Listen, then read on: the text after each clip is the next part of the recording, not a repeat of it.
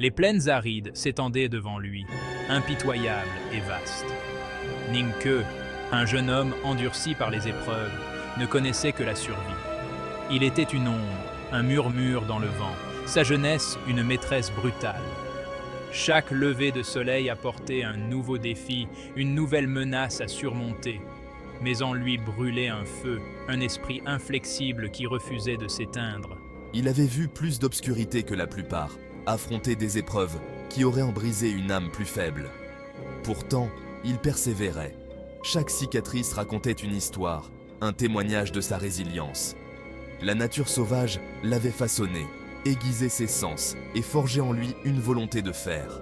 C'était Ningke, le survivant, le guerrier forgé dans le creuset de l'adversité. Le chapitre 16 commence par un calme troublant. Une tension palpable flotte dans l'air, annonciatrice de la tempête qui approche. Ningke, toujours vigilant, sent le changement. Il peut sentir les yeux sur lui, observant, attendant. Il savait qu'il ne s'agissait pas d'une menace ordinaire, c'était différent, c'était personnel. Sa main se posa sur la poignée de son arme, un poids familier, une présence réconfortante. Son esprit s'emballait, calculant, élaborant des stratégies. Il avait affronté d'innombrables ennemis auparavant, mais cette fois, c'était différent. Cette fois, les enjeux étaient beaucoup plus élevés. Cette fois, il se battait pour plus que sa simple survie. Il se battait pour son avenir. Et soudain, l'enfer se déchaîna. L'ennemi s'abattit sur lui, un tourbillon d'acier et de fureur. Ils étaient implacables, animés par une haine qui brûlait plus fort que le soleil. Ningke tint bon, un guerrier solitaire contre une marée d'obscurité. Ses mouvements étaient rapides, précis, chaque coup calculé pour maximiser les dégâts. Il se battait comme un possédé, nourri par une colère juste qui couvait depuis trop longtemps. Chaque coup d'arme était un témoignage de son esprit inflexible, un rugissement de défi face à une adversité écrasante. Il ne tomberait pas, pas aujourd'hui. Il ne céderait pas, il se tiendrait debout et se battrait. Section 4, un esprit d'acier. Mais je suis plus qu'un simple guerrier habile. Je suis un stratège, un maître tacticien. Ningke utilisa l'environnement à son avantage, retournant la situation contre ses poursuivants. Son esprit travaillait fébrilement, analysant leurs mouvements, exploitant leurs faiblesses. Il avait toujours une longueur d'avance, anticipant leurs attaques avant même qu'ils ne puissent les lancer. Je les ai attirés dans des pièges, j'ai retourné leur propre élan contre eux. J'étais un fantôme, apparaissant et disparaissant à volonté, toujours un pas devant leur lame.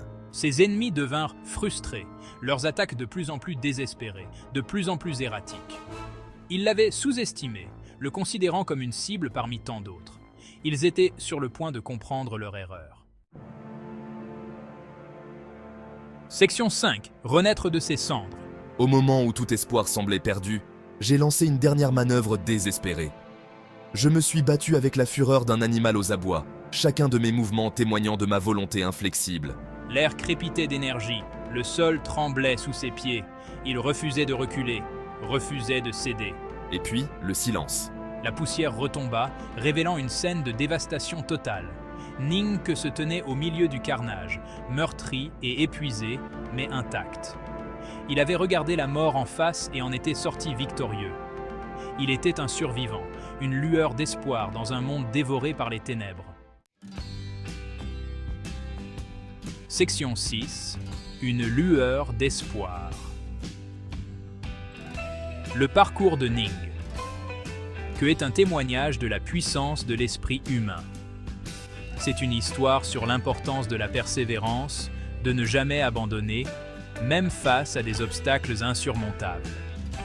Il nous enseigne que la vraie force ne réside pas dans la force brute, mais dans la volonté de surmonter, de s'adapter, de déjouer l'adversaire. Il est une source d'inspiration pour nous tous, un rappel que nous sommes capables d'accomplir de grandes choses si nous nous y mettons. Son histoire est une lueur d'espoir, un témoignage de l'esprit indomptable qui réside en chacun de nous. C'est un appel à l'action, nous exhortant à affronter nos peurs, à embrasser les défis que la vie nous lance et à ne jamais, jamais abandonner. Section 7. La légende continue.